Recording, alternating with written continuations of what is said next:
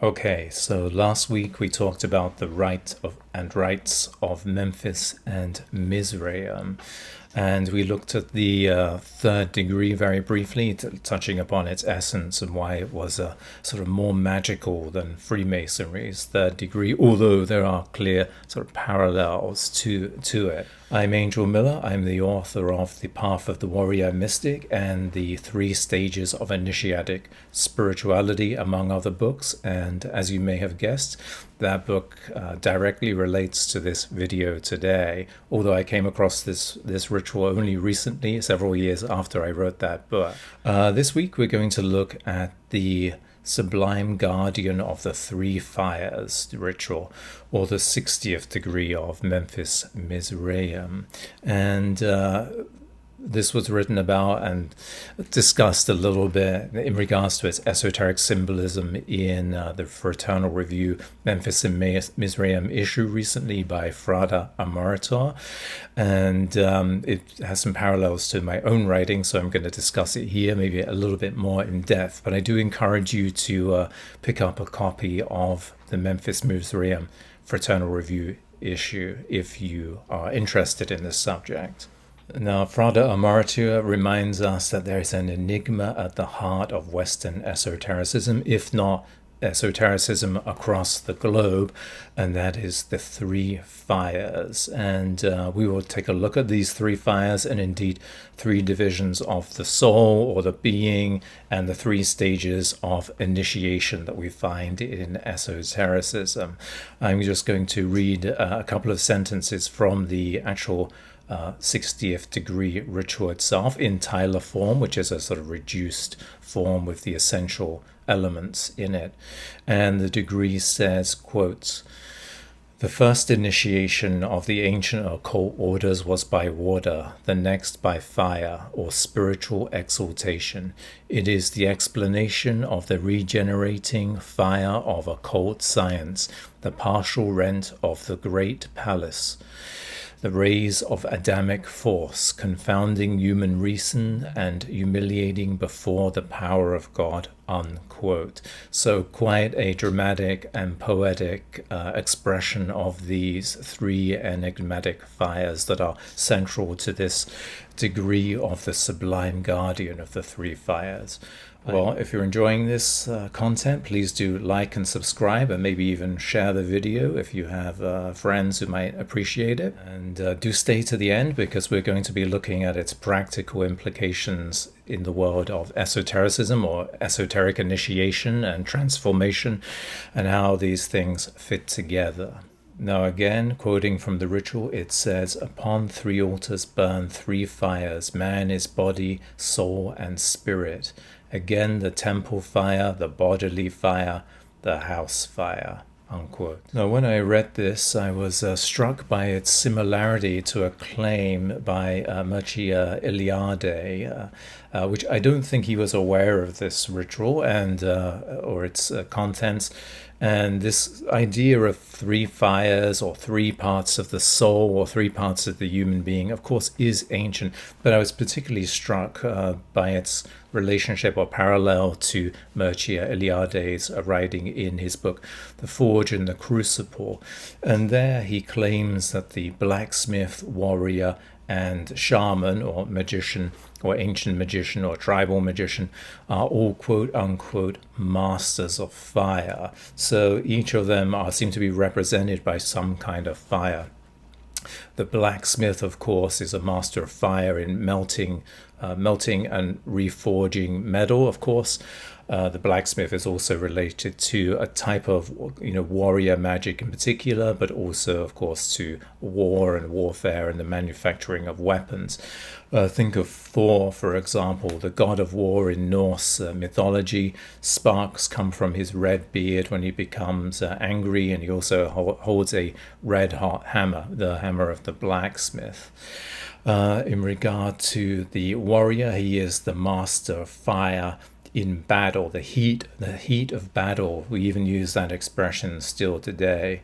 And then the shaman or the magician, or we see this in Tibetan Buddhism as well, the sort of heat of the body, melding the snow, or the heat of magic and mysticism. So three kinds of fire that are, let's say, illuminated by these three archetypal vocations or ancient vocations in our world.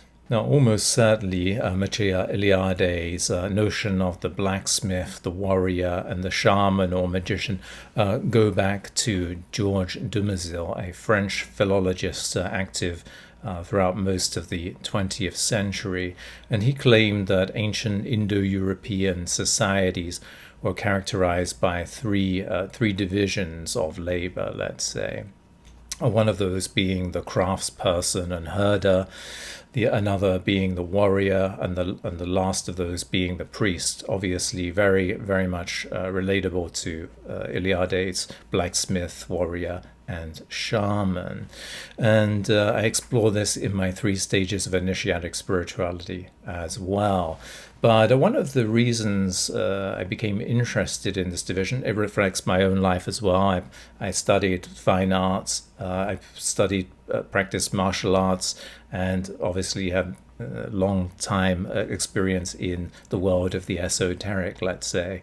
But besides representing something about me and something that I personally experience, so can have some actual insight into regarding practice, and not just some sort of academic or scholarly view from the outside, an interpretation in some academic speak. But a few years ago, or maybe several years ago now, I came across a book by William D. Moore called Masonic Temples. And Moore was the former director of the Chancellor Robert R. Livingston Library for the Grand Lodge of New York, although the Grand Lodge of Freemasons of New York, although he himself was never a Freemason. But he was the director of the library, so he had access to I think it's about 10,000 volumes that they have there, including volumes of rituals for all of the degrees and all of the higher rites, quote unquote, and invitational bodies and so on. And peculiarly in his book Masonic Temples, he describes Freemasonry as embodying these sort of archetypal vocations or archetypes. One of those is the craftsman, as we might expect. One is the holy warrior, he calls it, and the other one is the mystic. And he relates these. If you're familiar with Freemasonry, you probably guessed the craftsman with the craft lodge. The first 3 degrees are Eminent Apprentice, Fellow Craft, and Master Mason, which is often regarded as being Freemasonry proper, certainly in England and certainly in the English-speaking world, that it's regarded really as Freemasonry proper. And then the quote-unquote higher degrees or extra degrees, you can take them if you want, but it doesn't make you officially any higher than a 3rd degree Master Mason. Technically, they're just additions if you want to take them. So he relates the craftsman archetype to the craft lodge, where we find symbolism of architecture, geometry, and so on, building, of course. He relates the holy warrior to the York Rite, which is an American rite. The same degrees that make up that rite are found in England and elsewhere, but they're not necessarily in that order. And at the top of the York Rite in America is the Order of the Temple, or the quote-unquote Knights Templar degree, which doesn't historically go back to the Knights Templar. It first appears around a little after the middle of the 18th century, if memory serves me correctly. But of course, there's a warrior symbolism in there. It's much more Christian in orientations. You're on a pilgrimage, and there's obviously the symbolism of the warrior or the knight protecting the pilgrim as you go or journey to the Holy Land.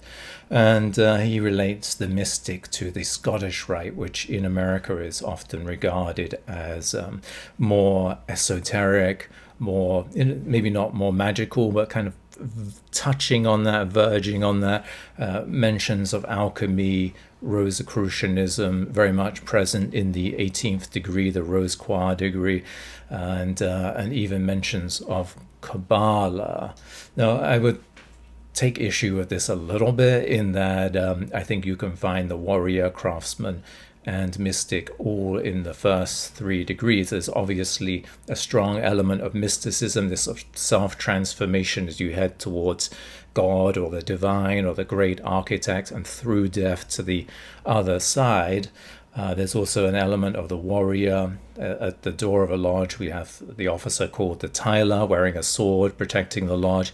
A sword pointed at a naked heart is also a symbol of or emblem of the craft lodge as well. So we find the warrior in there as well. Warrior, craftsman, and mystic or magician, maybe some people would say. I think another slight adjustment we would want to make to Moore's thesis is that he regards the Shriners as embodying the trickster, and certainly today the Shriners are best known for charity work and probably even better known for parades where they would parade in miniature little cars and dress up like clowns. It all seems to be good fun, but originally, if we go back to the 19th century when the shrine was first formed and getting going, if you read texts written around that time by Shriners or about the shrine, there seems to have been some interest in creating a kind of Western or European or English-speaking representation of, or Western representation of Sufism, particularly Bektashi Sufism, which they very much associated themselves with. So I think that would also relate more, would most certainly relate to the mystic and not to the trickster, although it has gone more in that direction. And again, we could look at other invitational bodies such as the Societas Rosicruciana, which I think would be much more mystical than the Scottish Rite, although it is once again only accessible to Freemasons. You have to be a regular Freemason of a Master Mason or above to be initiated into the Societas Rosicruciana. And of course, historically speaking, it was members of that organization, the Societas Rosicruciana in Anglia, in England, that formed the Hermetic Order of the Golden Dawn. And Theodore Royce, one of the co-founders of the Ordo Templi Orientis, was also given a charter for a Societas Rosicruciana in Germania, although that is little known. And those two groups, the Hermetic Order of the Golden Dawn and the OTO, very much characterized colored the occult world throughout the 20th century and maybe even beyond that into our own time to a very large degree. Well, Frada Amorator very much likens these 3 fires to 3 stages of alchemy: Negrido, Albedo, and Rubido, the black, white, and red stages. And we can relate these very much to the Masonic craft lodge experience as well. The Negrido or blackening stage, the putrefaction stage, would be the chamber of reflection with its black walls, the skull and crossbones on a table where you would reflect on your mortality, and then later on these symbols of mortality arising, the skull and crossbones, the hourglass, the scythe, so you reflect on your mortality. Who are you really when everything is kind of stripped away? The albedo or white stage would be, of course, the represented by the white lambskin apron, a symbol of purity in Freemasonry. And then the rubido or red stage we might liken to such symbols as the heart with a sword pointed at it, the heart of course being red, and blood, and so on. Now, Frada Amorator likens these 3 flames in the Memphis-Misraim ritual or degree to a range of esoteric and spiritual traditions across the globe, including Zoroastrianism and Tantra, which I think is very interesting. We're just going to mention a couple of other traditions that he talks about a little bit, and one of those is Martinism, and he mentions that there is a flame or white flame represented in the Martinist lodge, Martinism being a kind of form of Christian esotericism, or we might even say Christian mysticism of a fairly obscure tradition. And that white flame, as you might imagine, represents both the divine presence and also purification, a kind of stripping away or burning away, perhaps. He also mentions Sedian initiation, and in particular the concept of the black flame, which of course is what we might say is the opposite of the Martinist white flame. So Sedianism, this sort of left-hand path, Western tradition, there the black flame represents self-awareness. It is a metaphor and not a literal flame, it might be said, but represents self-awareness, that the human being has the capacity to be self-aware, and then one would say to be rational and creative and take control of his or her life. But I think we should also mention the three flames in a Masonic lodge, which I think would directly and certainly historically relate to the three fires of the 60th degree of Memphis-Misraim. Inside a Masonic lodge, when the lodge is at work or the ritual is about to be performed or something else is going on officially, there would be three flames lit, traditionally three candles, of course. And these represent the sun, moon, and master of the lodge. And of course, there are all kinds of ways that we can interpret that. And a lot of people think about the sun and moon alchemically, or male and female, and so on. That might all be interesting philosophically. But I think if we boil it down to its essence, we can say that the sun is ruling the day and the moon is ruling the night, and the master of the lodge is governing the lodge. But metaphorically, we are all ourselves masters of our own lodge, our own life, our own being, our own consciousness. And unlike the sun, which is ruling half the day, and the night, which is ruling another half, we have to be ruling it for the entire day and for our entire lives. So it is, again, rather like the black flame, it is a kind of sense of self-awareness, but we might also relate it to this Martinist white flame, the divine presence, divine inspiration, and purifying what is not good for us, at least. Now, the process of initiation as illuminated by Frate Amarator, there's three stages of rupture, purification, and reintegration. Reintegration being an especially Martinist type term. So we would say, for example, we have the rupture. There's a darkness, the dark night of the soul, as it might be called, doubt. We are somehow disconnected from the world. Everybody seems to be getting along fine, but not us. Something has gone awry, perhaps, and we want to seek a deeper meaning. We're no longer satisfied with this surface level explanation. Purification, we're going to get rid of whatever is not truly ourselves to come in contact with who we really are.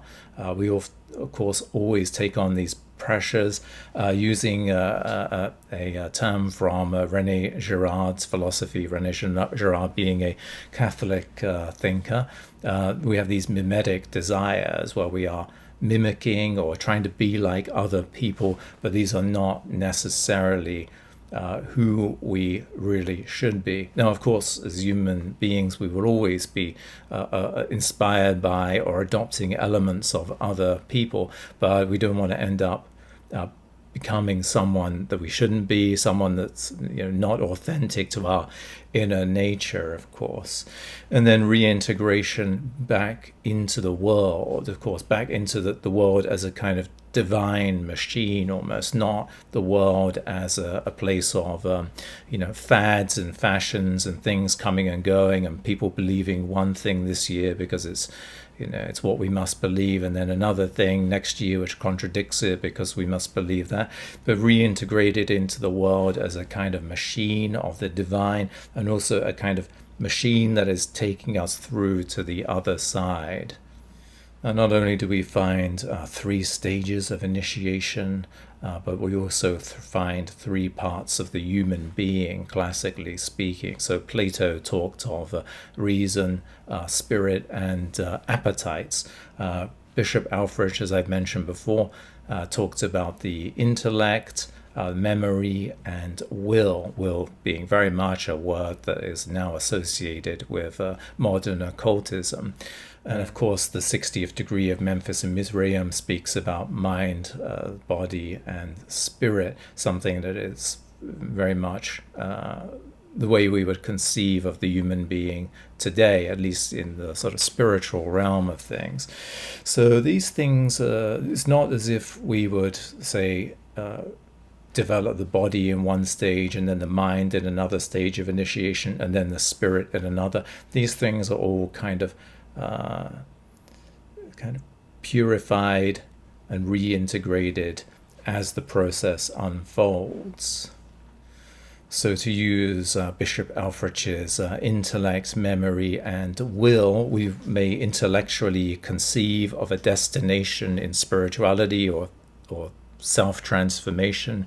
We might study a tradition intellectually even, but as we go through the process of initiation, we start to unfold memories. And some of those memories are our own. We conceive of ourselves differently. We remember things that we forgot. But some of that memory is, of course, archetypal. And that is, the initiation itself seems to be something that has gone on for thousands and thousands of years. And if you look at literature on Freemasonry, for example, throughout the last 200 or 300 years, you will find people, Masonic scholars, likening it to all kinds of spiritual and initiatic traditions, from ancient Druidry to ancient Egyptian religion, to Rosicrucianism, the Druze, and so on. And so there is something which seems to be archetypal, to use a Jungian term, in the Masonic initiation and even in initiations more broadly. So these memories, these sort of ancestral memories, may awaken to some degree. And then, of course, the will, going through the initiation rituals, is itself a kind of act of will, right? One has to go through the first, the second, and third degree to become a Master Mason, to push through and to pursue this aim through these degrees, and then to develop that will to go forward in life towards the divine, the sacred, to whatever lies on the other side of this world, and to live one's life as if heading towards that momentous event, let's say, in which the spiritual will, or hopefully will, be unfolded. Well, thanks very much. If you wanted to learn more about me, you can check out angelmillar.com. And if you're interested in this transformative process, do check out chaostransformed.com. Thank you very much.